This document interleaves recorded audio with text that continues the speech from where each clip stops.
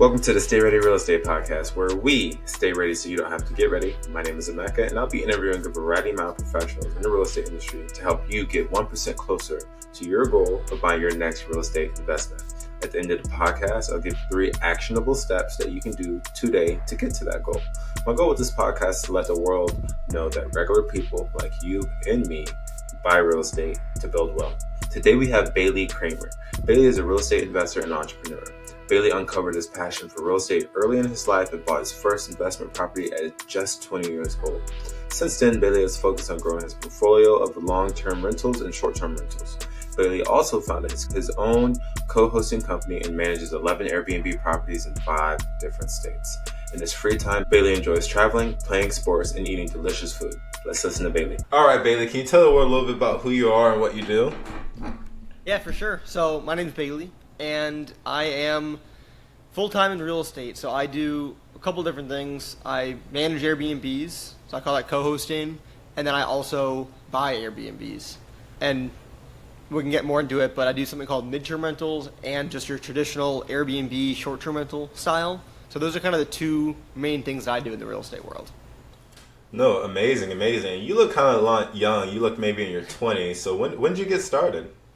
Yeah, right now I'm 23, and I started learning about this whole real estate thing when I was in college, and that's actually when I bought my first property and started off the business, if you will.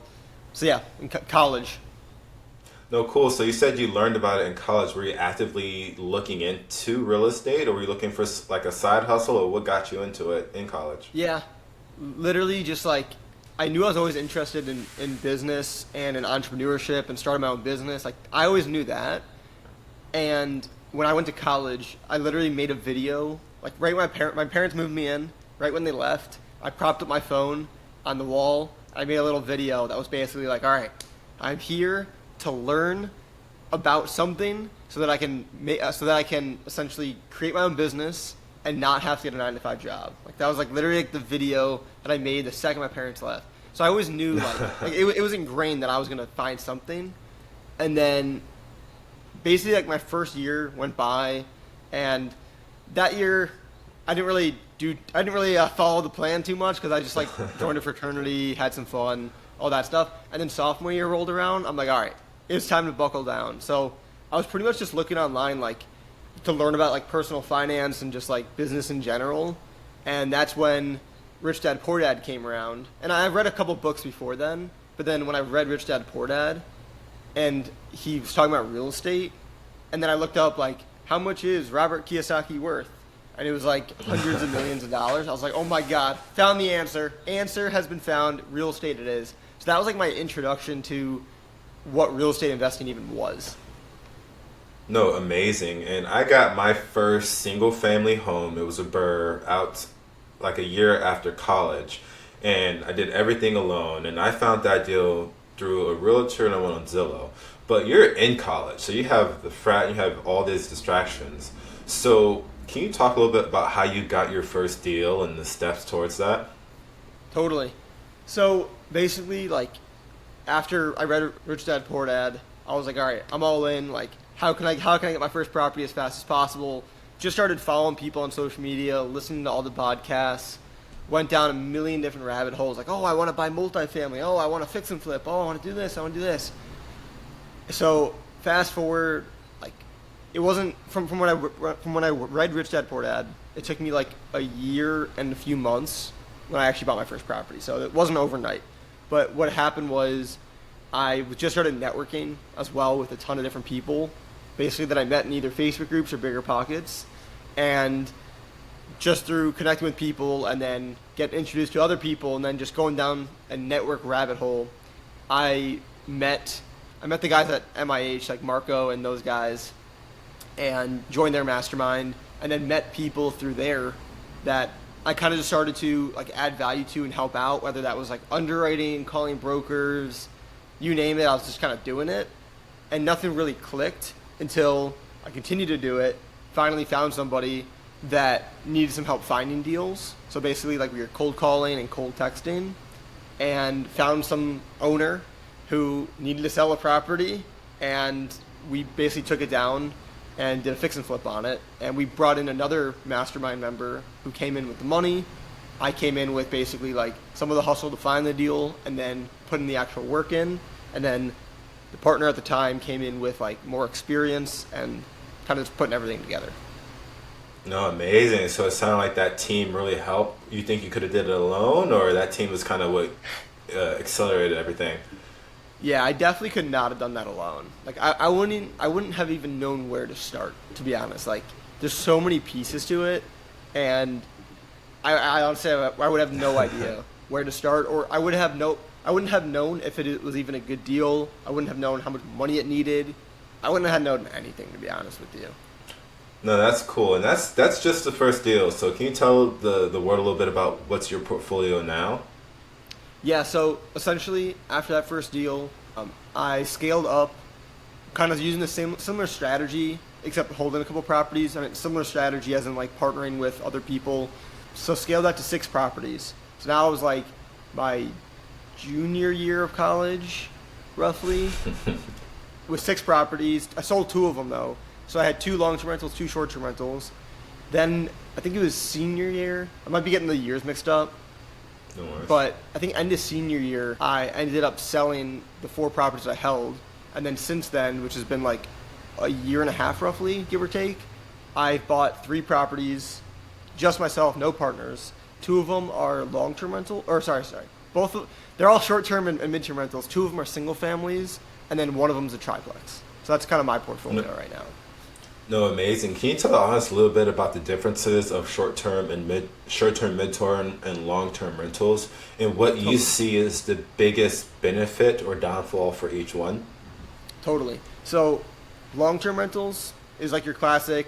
You put a tenant in there for 12 months, and it doesn't come furnished, and they bring in their own furniture, and that's that. Very standard. The biggest downside that I see to long-term rentals, especially with properties that people are buying in today's day, is it's very hard to make the numbers work, from at least what I've seen. So it's the strategy that's going to bring in the least amount of money versus short-term and mid-term for the most part, obviously depending on the deal. But that's kind of the biggest downside. The biggest upside, I would say, is it's most friendly with the banks. Like financing can get a little bit tricky with short-term and mid-term rentals, and the stability with the long-term rentals, that's another big pro. On the other complete opposite end is short-term rentals. This is kind of what everyone thinks of like as vacation rentals. So this could be your property by the beach, by wherever, where people are coming, college town, where people are coming for the weekend, and less than 7-night stays. Biggest pro to that is, in theory, it can make the most amount of money because you're charging on a nightly rate versus a monthly rate. So you're theoretically going to make a lot more money. I'd say biggest downside has been definitely like competition has increased in a lot of places, restrictions and regulations in certain places, and then there are a lot of expenses. I know like with your property, like there were a lot more expenses with running a short-term operation than a long-term. So that's like another hidden thing for a lot of people. And then right in the middle of the short-term and the long-term is kind of where I'm most focusing right now is the midterm game. So it essentially what that means is it's people staying for typically at least 30 days, but really it's right around 3 months to 6 months. And the typical guest who's doing that could be either a traveling nurse, it could be a family who, let's just say their house has a fire or flood and they need somewhere to go. An insurance company will pay for them to live at your house for one of your rental properties for 3 or 6 months, furnished up. So I like that because you get the upside of being able to maximize revenue, and so that's kind of like the short-term side, but you also get the stability, not perfectly as if it were a long-term rental, but if someone's in there for 6 months, also paying a premium rent, it's the best of both worlds there. The biggest downside is, I would say, the clientele that we're attracting with the midterm rentals. It's not as easy as like, hey, let's just lower the price and we can get someone in today. Like if we needed to lower the price for a short-term rental and just fill it up, we could. With the midterm rental, it's not necessarily like always price driven. A lot of times it's supply and demand, and that's completely out of your control. I'd say that's like the biggest downside with the midterm rentals. No, cool. And I'm sure a lot of people are interested in what you just said about midterm rentals. And one thing that kind of piqued my interest is you said sometimes insurance companies will place these people in these kinds of homes. So are you working with these insurance companies? Are you actively reaching out to insurance companies or different kind of vendors to have more of a flow of people who come in? Yeah, so there's like the insurance companies like the State Farms, Geico, I don't even know if they do home. I don't know, whatever your home insurance companies are, they essentially, we don't reach out to them directly because how it works is there's like a third party company that you have to go through. You can't, at least from what I've seen, there's no possible way to cut it. It doesn't even affect us, the middleman, but there's a middleman. And these are like relocation companies. So when the insurance company gets a claim from somebody who says, hey, I just lost my house, I need somewhere to go, they're going to say, okay, we're going to connect you with our relocation company. This is essentially a third-party company that will help those families find housing. And then I connect with those relocation companies to say, hey, do you have anybody who needs housing? Hey, do you have anybody who needs housing? And then the relocation companies, they have their own internal database, kind of like on Airbnb, how we post our listing on there. Same kind of thing. We post our listing with these relocation companies, and then they can also find us on sites like Furnish Finder, Zillow, Airbnb, sometimes Verbo, you name it. Like they'll find us as well. No, I gotcha. And it seems like you have your kind of niche right now, right? You're looking for single to small multifamily homes for your short term, mid term. It doesn't really seem like you'd like the long term too much right now, but so short term and mid term. So is that going to be your main focus throughout the years, or will you ever transition to something else per se, like large multifamily? Yeah, so right now, yeah, I'm totally focused on like the smaller stuff. It's funny, I had the triplex I bought, there were tenants in there who were long term, so I got a small taste of that. And they were great, like the greatest tenant I will probably ever have. Like she was amazing. She paid like 3 months early. She was there to help with anything in the property. So I liked that side. It's just like I can get 3 times more money using my strategy. So that's that. But no, I think my strategy will definitely evolve. Definitely for like this year, 2024. I know for a fact I'll stick with the stuff that I'm doing. But over time, my strategy will definitely transition because another downside is it's probably the most active. Short-term and mid-term are probably the most active, or at least a lot more active than a long-term rental. So I'll get to a point where I'm like, all right, like it's a lot of work to push the needle, to like almost put in sweat equity or sweat whatever to get these bigger numbers. So there'll definitely be a point where I'm like, all right, I'm ready to just diversify a little bit, but not there yet. No, I love it. And you said it's very active, and you had 6 properties while you were a junior in college. How were you able to manage college, frat, and these properties? I dropped out. Oh. Well, that is true, and that is definitely part of it. But I would say the reason why I was able to do it even before then is I was for a college kid in a fraternity, I was extremely disciplined. I like didn't go out much. Like I went out, but I didn't go out much. I would just pick and choose like what events I wanted to go to. I knew like I only had one shot in college. I only had one college experience, so I wanted to like get the most of it. But at the same time, definitely disciplined enough to where like I put my stuff first, and then found some time to do the other stuff. And then the second thing is when I was in college, I didn't own properties just myself, so I had other people to rely on who could do the things that like I couldn't do.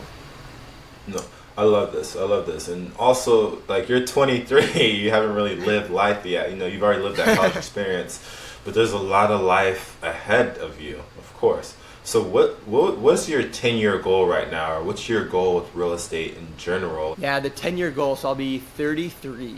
It is so tough to even like think about it. I'll say one thing that I look at like on a daily basis that's probably something that's like just distracting me at this point, but it definitely, I mean, I don't need that to keep me going, but I'm looking at private jets on a daily basis, and I'm nowhere close. I am not even like in the close to even leasing one or chartering one for an hour. But if we're talking 10 years, I definitely want to be able to have the opportunity to have a private jet. But really what I'm focused on in like the short term is just cash flow. That's like the only metric that I personally care about at the moment, because I know that the cash flow will help me just buy more and more properties. So right now, between the 3 properties I own, it's bringing in roughly $7,000 per month in cash flow, about $11,000 to $12,000 in gross rents. So my goal by the end of 2024 is I want to get that number to at least $15,000 per month. Really shooting for $20,000. It's definitely a little bit of a stretch, but I know I can get there. But at least doubling where I'm at now would be the goal. No, it's definitely attainable. And where do you see like the 2024 market headed to? There's a lot of people right now who are hesitant with buying just due to the uncertainty. So are you letting this uncertainty stop you, or is your approach to getting deals are different now? No, like my mindset is like I couldn't say this before because I didn't really understand, but like I really believe that when people when okay, well, let me start with this. The interest rates at my properties that I bought previously are 8.5%. Some of them are a little bit less, but if we were going to average out 8.5%, so Okay. like interest rates don't scare me anymore because I know that I can always refinance when they go down. They haven't gone down significantly enough for me to actually refinance, but as far as like the market goes, like I think this is a great time to buy. Like I don't see any major downside to buying now because I think a lot of people are sitting on the sidelines, and just looking back in hindsight in my very short window of experience, when interest rates were low, that is when competition was like through the roof. Like it was insane when people were going crazy. Now that interest rates are on the higher end of what they've been in the past couple of years, I've just seen a lot more people wait. So I think there's plenty of opportunity now.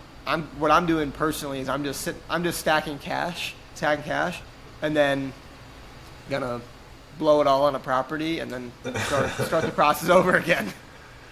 No, I got you. And this next question might be a little tough for you since you're only 23, but you have a lot of knowledge now. You have multiple properties. You have 7,000 net that you're bringing in a month. With the knowledge that you have now and what you know, if you were to start all over again, as a 21-year-old in college, would you do anything differently? And if you would, what would you do? Yeah, I mean, I always say like I wouldn't do anything differently because I wouldn't be where I'm at if I didn't have the experiences I had. But if I were to go back, the biggest thing that I now know for like the journey I want to be on is, I think the most important thing that's overlooked is the piece about making money to then invest in real estate. For me, when I started out, I was more on board with like partnering with people and raising money and stuff like that. I did that for the 6 properties. My mindset's shifted, and it's honestly like it's just like my personality type, honestly, that fits with this. Is I'm more of a solo guy, and I realize like some people would rather have a smaller slice of a bigger pie, and I'm like, I think I could get farther that way, but I think I want just the entire pie, even if it's smaller. And I had experience with partners in not multifamily, in real estate when I bought those properties. I've had a business partner too in other just like business ventures. I just like came to a realization that I like working by myself. I have like a virtual assistant, so it's not just me doing everything. I'll give her the tasks I really don't like to do, but I realize I like to run it lean. So going on with that, one thing that is like the most important piece is capital. So like if I can go back and tell myself, hey, this is gonna be super important, I would have said make as much money, like pick something where you're just gonna make as much money as you possibly can. That way you can funnel that into real estate. I kind of got into real estate not really understanding how much money you need if you're not going to partner with people. So that was a little blind maybe, but yeah, that's kind of my thoughts on it. No, I love that you said that. And the main reason why is because I transitioned from single family to multifamily because I was able to scale more, right? But to scale more, as you said, you get a smaller percentage of a bigger piece of pie. So, in theory, that a smaller percentage could possibly be more than that single family that you have. But now you have more opinions, and now there's it's almost like a job where whenever you want to do something or if you have an idea, you just can't do it. You have to ask permission. So that definitely makes sense, and I agree with you as well. I would say you can make more money faster and get more cash flow faster with these smaller properties since everything is yours. But what do you want to do? It's a lot more active, right? You said that it's very active when you're playing with the midterm rentals, but you like that and you have these goals. And I love the jet thing also because I don't know if you've ever flown the plane, but I have, and I want to get my private pilot's license. And have you heard of Meet Kevin by chance? Yeah. So he's the one that got me to wanting to buy a private jet as well. And he got one for $250,000. And that's not cheap, don't get me wrong, but that's a house, though, right? So if you avoid getting a property and just get the jet, it's possible. But don't forget the hangar fees and all the maintenance. I think the maintenance is the maintenance is what gets you. But this conversation is great, and I think the audience can love everything that you're saying. What do you think is one of the major reasons why new investors or people who are curious in real estate don't get into it? Yep. I've seen a lot of people that I know who talk about it for a while, they don't get in. The reasons that I've seen is they don't have a long-term mindset, and like what scares them is everything right now.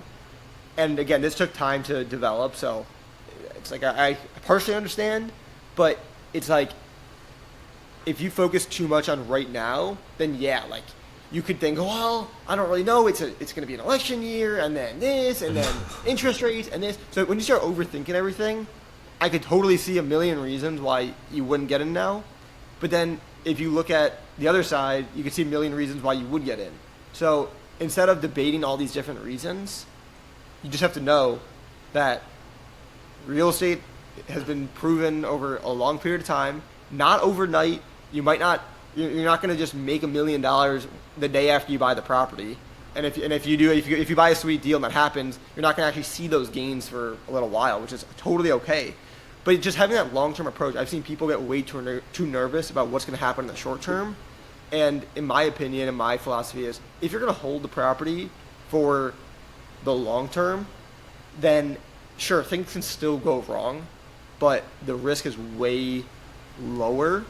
So I don't really get emotionally attached to the properties. I just have this long-term approach where I'm like, all right, like I might not have the best month, I might not have the best week with the property, I might have to fix this, but like in the long term, it's gonna work out. So I think people just overthink markets and stuff like that, and then I don't know. I think that's like the biggest thing that I've seen from people, at least, is like timing and just like over. Oh, for sure. And I think the overthinking comes with thinking of all the risks that can happen. That's risky. I think a lot of people think real estate is risky.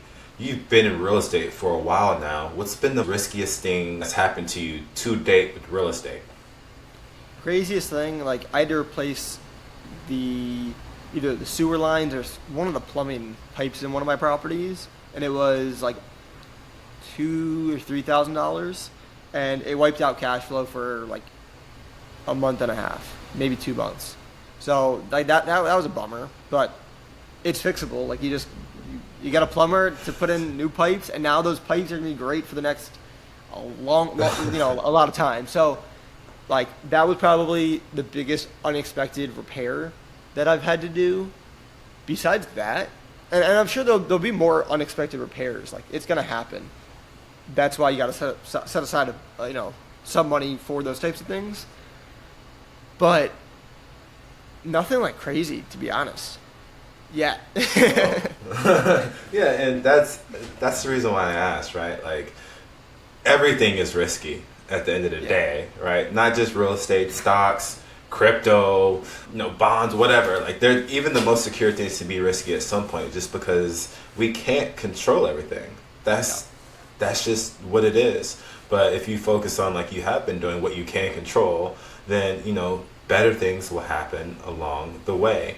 And it sounds like you had some kind of a mindset shift from whenever you got started to now. You just had a $2,000-3,000 plumbing issue and you wiped that cash flow for a month, right? You don't plan on holding it for 2 to 3 months, so that's, I would say, is minuscule. What has been the biggest mindset shift you've had since getting into real estate, and how has it affected your real estate career, also your life? I would say, man, there's so many different mindset shifts in a lot of different realms. I would say, man, a lot of different things. I would say one of the biggest ones is once you get a little taste of cash flow, a little taste of success, you kind of, like, one of my shifts was like, I was like, wow, I could really like hit these like certain goals with X amount of properties. And if I only need, so right now I have like three properties, and I needed to put up like roughly $90,000 in equity to close on each property, furniture, and whatever. So I'm like, all right, if I can put up $90,000 and get this cash flow in return, and now use that cash flow to buy more properties, I can kind of start to like map out and really see like where it can actually take me. So just being able to like actually understand it, because when you look back and you take a step back, or when I was brand new, I didn't really understand the exacts of like how much people are actually making with real estate, and like how it actually compounds over time and all that stuff. So now that I'm in it, just like understanding it more and knowing like seeing the power of it play out, that's been like a huge shift. And then another thing too, kind of going back to what you said before, something I've done is I used to like kind of want to hear people's opinions on like, oh, if they thought this was a good deal or like whatever. And now like it literally, and it used to faze me a little bit. Like I used to second guess myself a little bit. If they said, oh, well, I don't really know what. Now, if someone gives me some red flags, and again, maybe this is naive or whatever, and what I'm talking about is more like family, friends. If it's somebody who's in the field or in that market, like I'll listen.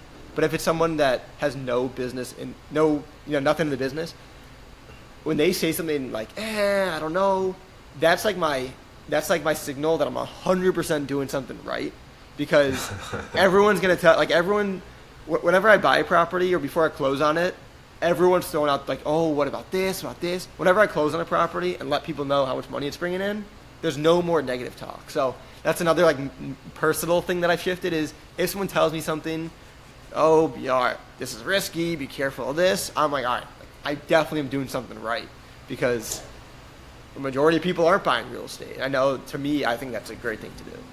I think Kanye said it as well, just like with money in general, like some guy giving him money advice when he has millions more. Why would you take advice from someone? Why would you take advice from someone who has no idea what they're talking about, or not even close to where you are? Like I said, you're 23, you have more properties than me, and you have valid experience. So I think people should listen to you because of that. And that's going to lead to our next segment of the show. What are the 2 books that you read, or what are the 2 books that you recommend an aspiring investor to read? For sure. I mentioned Rich Dad Poor Dad before. I'd 100% recommend that book. And then, wow, there's a lot of good books. The Go Giver is one of the books that just popping in my head right now that I really like. Not necessarily focused on real estate, but I think it all kind of plays into each other. So I'll say The Go Giver and Rich Dad Poor Dad. What is the most impactful speech or lesson that helped you in your real estate career? Most impactful speech or lesson that has impacted my real estate career? Could have been from a book, or a meetup that you did. Could be anything. Yeah, totally. I would say there's like so many, like it's hard to pinpoint one, because I'll tell you that every conversation that I have, it leads me to a new idea and a new strategy. Like one that's sticking out to me that I just like remember hearing about it, and then I remember like just my mind was blown, and it was something I'd never heard of before. And and maybe to you and other people it's not that crazy, but I remember I was listening to a podcast, this was years ago, from a guy named, I think his name's Spencer. I honestly forgot his last name. I know he's based in California. And he was basically talking about the funds of fund model. And at the time, I just didn't know I didn't know much about real estate, and I didn't know all the different ways you can make money. So when I heard this idea of the funds of fund model, or all these different asset classes, it just, and I haven't done it, and right now I don't want to, but just opening my eyes and knowing that there's a million ways to actually make money in this business was probably the biggest opener for me. And I just remember this guy Spencer talking about it, because I was like, oh my god, I didn't even know that was a possibility. Oh my god, I didn't even know this was a possibility. So that's just kind of opened my eyes to knowing there isn't just one good path to take. There's a million paths, and as long as you're in real estate, you're on a good path. No, that's right. And even within real estate, you've already named 4 or 5 different things that you've done, so the options are limitless. Third question: if you could have dinner with anybody, dead or alive, who would it be and why? That's a good question. I would probably say, to me, I would need somebody with a big vision, because I think that's hard to conceptualize. So I would say modern day, I feel like Elon Musk has had crazy visions that people are you're stupid for doing this, and then 10 years later it's normal now. So I would say modern day an Elon Musk, but I would say if I had to go back in time, it would be either the Vanderbilts, or one of those big families who just ran the show. Yeah, exactly. So I would say I forgot if it's the Vanderbilts or a different family who owns Carnegie, maybe. I don't know, but Carnegie, was that Steele? Maybe. I don't know. Yeah, there's a couple of those families that I would just want to know what's going through their mind, and have a good dinner with them. Amazing. And how can the audience reach you if they want to ask you questions, or if they want to look into your business and see what you're doing? What's the best route for that? Best route, Instagram. That's the easiest. And then you can also, if you're a YouTube guy, I've been posting a ton of content on there too. So you can just look up my name on YouTube or Instagram. Well, great, Bailey. Well, thank you so much for joining the show, and hope to have you again soon. Yeah, nice catching up with you. That was Bailey, everybody. At the beginning of the podcast, I told you I'd give you 3 actionable steps to help you get 1% closer to your goal of buying your next real estate investment. Before then, please like and subscribe, and give me comments if you like this podcast. I'm continuously trying to get better, so everything that you do means the world to me. Step 1. Bailey said that he focuses on midterm rentals. So for you, look up Furnish Finder and kind of see what the rates are in the area that you live in, right? If you want to see kind of an idea of what you can make a little bit more than a long-term rental, Furnish Finder is a great place to start. Number 2, come up with another goal, right? I've said this from other podcasts. Your goals are very important, and make shorter goals. So determine what you want to do by the end of the year. It can be save up for a down payment. It could be reach out to 10 realtors. It could be build a funnel of people that you can go reach out to as resources that you can always rely on. It can be anything you want, but make a goal for the end of 2024 and act on those goals and do the actionable steps it takes to get there. And number 3, Bailey likes to do things alone. He doesn't like to have as many partners. So if that's you, reach out to Bailey and figure out how he's doing it and just learn from him, right? And if you're not, if you want to scale a little bit faster, reach out to me. I'm always going to be here through email, phone, on my site, gobanaequity.com. Don't be afraid to do so. Until next time, see you next Wednesday.